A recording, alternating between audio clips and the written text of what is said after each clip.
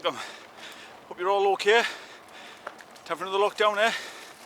But today I thought I'd do a review on my Carrera Fury. I've had it for a little while now, so I think I can give a bit of an honest opinion. My opinion, my review, yeah, on the Carrera. I won't go into the specifications here, but I'll put it up on the screen here, because I don't think I'll bore you with all the specs. But I'll put them on the screen anyway for you to have a look at. I just want to basically go through what I personally think of it, what my opinion is, what I like, what I don't like. So I've had the Carrera a little while now, done a fair few little rides on it, and spoiler alert, there's not much I can really say bad about it, to be honest with you. Some of the highlights, I suppose, really would be hydraulic disc brakes.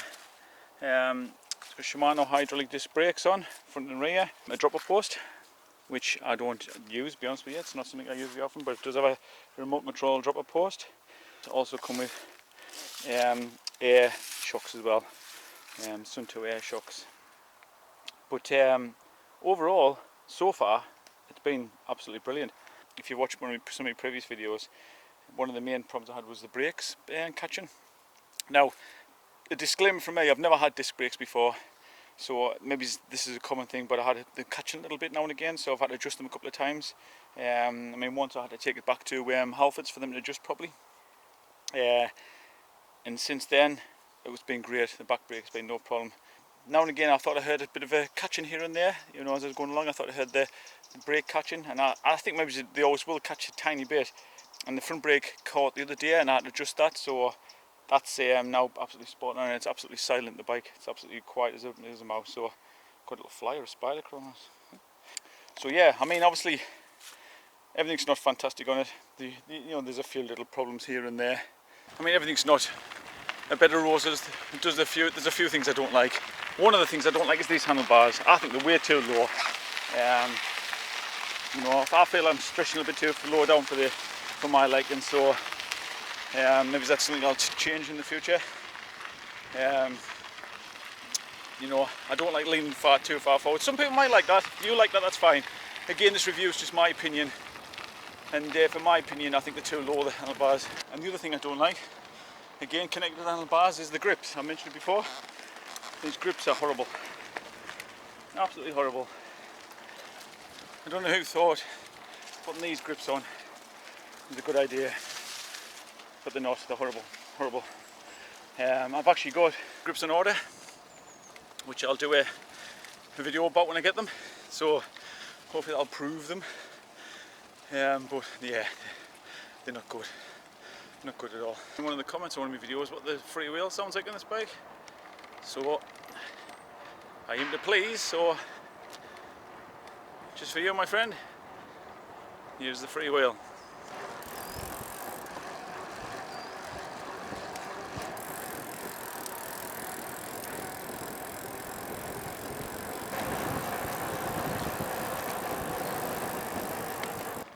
So yeah, the handlebars and the grips is not exactly a deal breaker. You can quite easily change them, which I'm going to do with the grips very soon. But I just want to point out honest review, really, my honest opinion. So I say the handlebars are too low for me, but that's for me. Obviously, for you, smaller, might fit you differently. This is a size large bike, and I'm 5'10", maybe 11 on a good day. So just to give you some idea.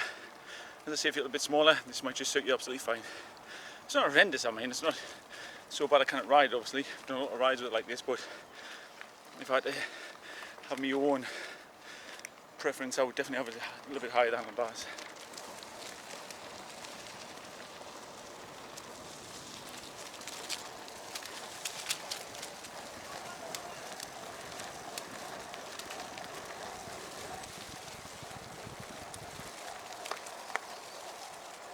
Another thing I don't like on the bike is the pedals. Pedals are awful, awful pedals. Very, very gritty. That's the way to describe it. Very, as you can see there. I mean, I've put grease and stuff on these and just trying to get them work better, but they're fairly, both sides are the same, you know, they're horrible pedals. You can probably, if I get it close to the camera, you might hear how gritty they are. Can you hear that?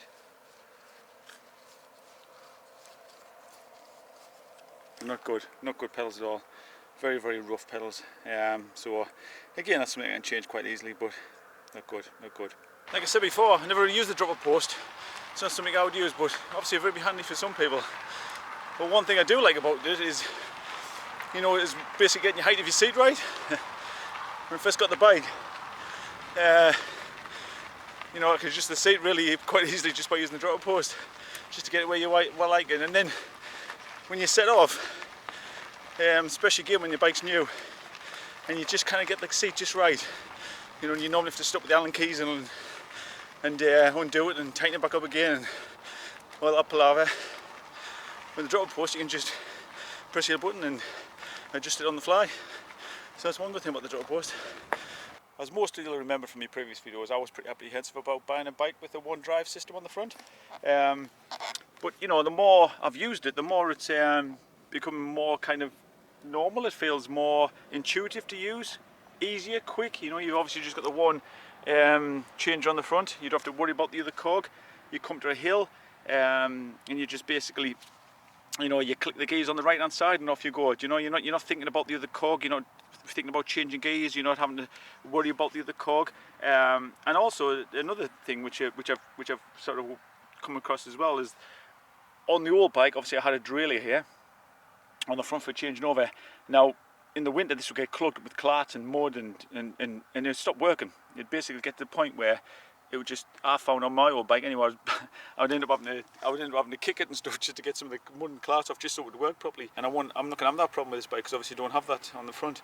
I just have the one cog on the front, so I don't have two cogs or three cogs to worry about.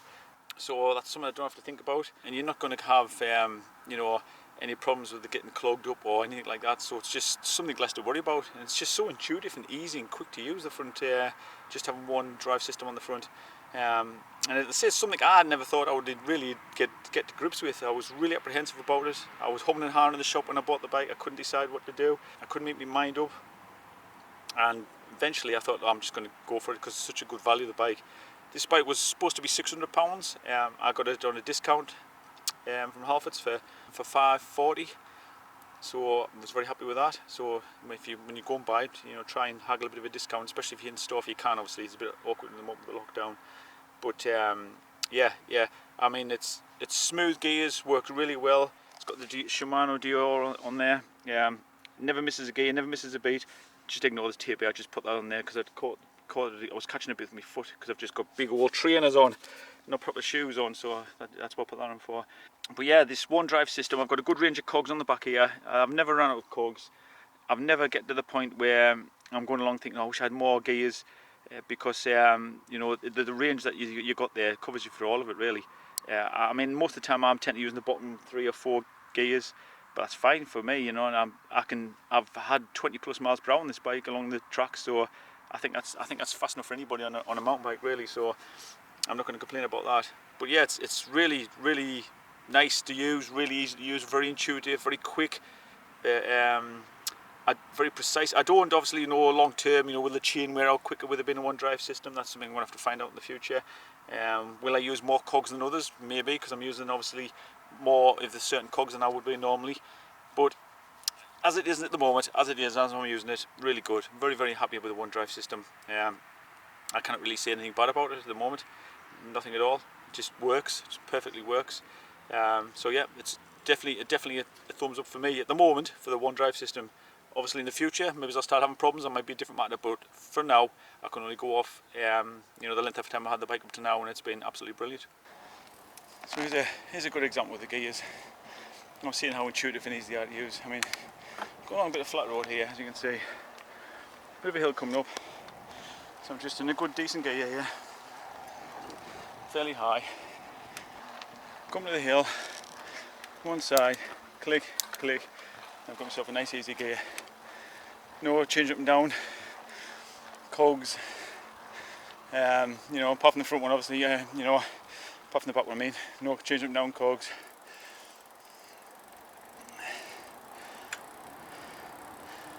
And then coming on the other side, couple of clicks and I'm back into a nice easy gear, nice big gear. This one drive system, I mean, I think it's good, I think it works. Do you need the one drive system? Probably not. I mean, if you can get by without it, you know, if you get a bike without one drive and you have the traditional 2 cogs at the front, or 3 even, I mean, they work just as fine as well. It just so happens that this was a good offer for me. It was a good value, good buy. I couldn't really turn it down, so that's why I ended up with a one drive system. I don't know if you need to go out looking for one, but they are good. I mean, they are good. As I said before, they are precise, easy to use. You know, very, very simple.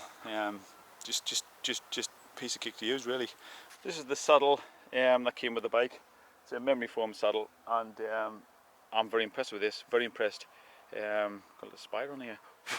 I'm very impressed with this. I've got usually have a saddle, a little saddle that I would normally put on. That's from the little shop. Little saddle, not little. But normally when I get bikes, I tend to change the saddles, you know, because they're never very comfortable. This one is extremely comfortable. It's a really nice, comfortable saddle. Really nice. I mean, I've done some 60-mile rides on this, and I've never had any problems with it. So that's definitely a plus side. The saddle that comes with the Fury, really, really good saddle. Really good. Another thing I don't like, it's only a minor little thing. It's only a stupid thing, and I don't really use them anyway. But is the gear indicator. See there, my thumb is. It's pointless. I mean, that's eye level there, and as you can see, you can't even see what you're doing. That's moving there. You know, it's like, it's really sort of a token effort, if you like. I did see it on another bike when I was looking to buy this. I think it was one of the Voodoo bikes, and their indicator was like a really big clear one. So as I say, it's just a small little thing, but it might bother some people. I mentioned earlier about the pedals have been a bit naff. Also, when I first got the bike, there was a bit of a clicking sound, and I thought it was the bottom bracket come loose, because you know, new bikes, bottom brackets can kind of work loose a bit till they kind of bed in a bit, but it wasn't. It was a pedal. One of the pedals was that wasn't tightened properly, so once I tightened that up, the noise went. So if you have any noises on your Fury or any other bike, really, check your pedals. It might not actually be the bottom bracket. It sounded just like the bottom bracket, tick, tick, tick, but it wasn't. It was a pedal. So that was good. Good that I got fixed. But something to watch out for though, if you buy a Fury or any other bike for that matter.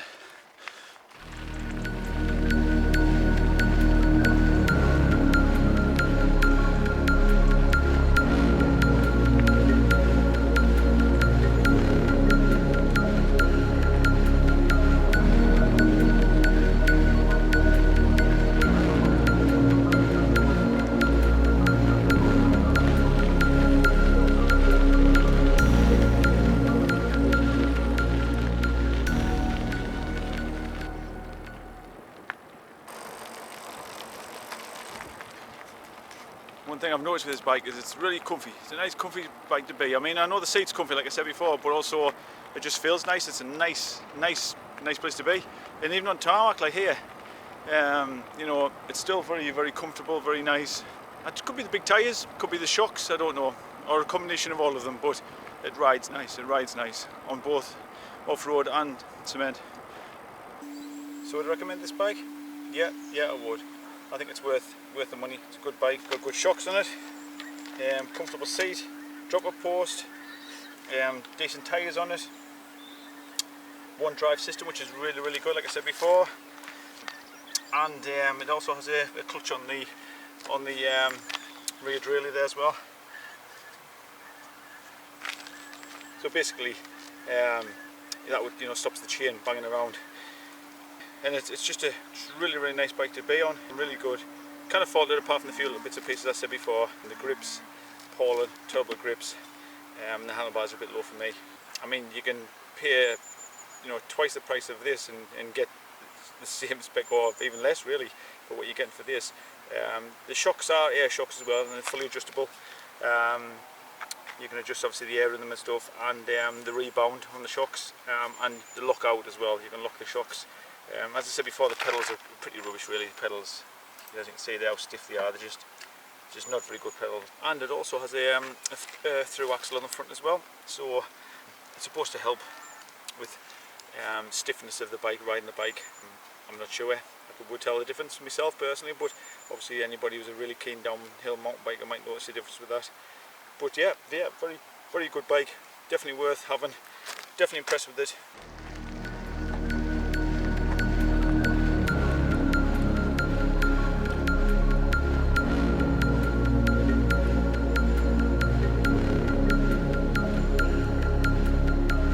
So, what do I think of the Carrera Fury? What's my final thoughts? Very impressive. Very impressive. It's quiet. It's precise. Nice to be on. Gears are very good. Good shocks. Yeah, it has a few little nuances that irritate us, like the handlebars and the handle grips, and the pedals, but it's nothing really major. I mean, the pedals could be one-off. Could be just my bike. Maybe somebody else's pedals might be spot on. Yeah, and like somebody might like the grips, and the handlebars might fit somebody perfectly, but I can only obviously see it from my point of view. Yeah, definitely recommend the Carrera Fury. Definitely recommend it. Good bike, good value for money. You know, I mean, I paid what, 540 for this because I got some money off at Halfords. So if you can get some money off, you know, a bargain if you can get it at the shop, try and get some money off. But even 600, it's a good bike for 600. You can pay a lot more for that than that, and get a lot less with these bikes. So yeah, definitely recommend getting one. Anyway, take care of yourself. Don't forget to subscribe, and I'll see you very soon. Bye bye.